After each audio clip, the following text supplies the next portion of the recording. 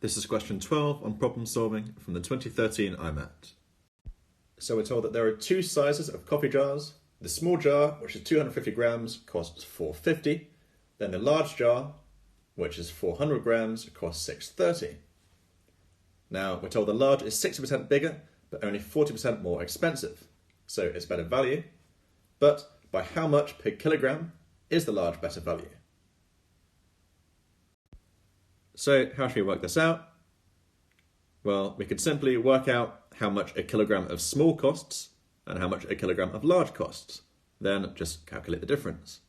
So let's do this. The small jar is 250.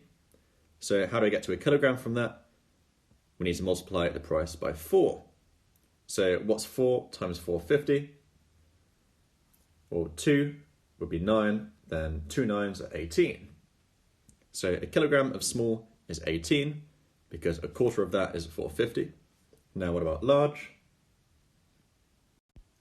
Now we could try and play around with these percentages, but since we're given the actual price, maybe it would be simpler, and there's less room for error if we just do the same thing we did for small. So how do we get from 400 grams to a kilogram? So 400 grams is 2/5 of a kilogram. So to get to the full thing, we need to multiply by the inverse of that fraction, which is 5/2. So what is this?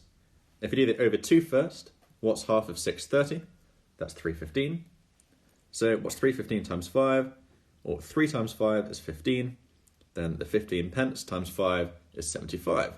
So that's 15.75. So we know how much a kilogram of small costs and a kilogram of large. So what we're asked is by how much per kilogram is the large better value? So in other words, the difference in cost between these two. And what is that? 18 minus 15.75 is €2.25. So this is our final answer, which corresponds to C.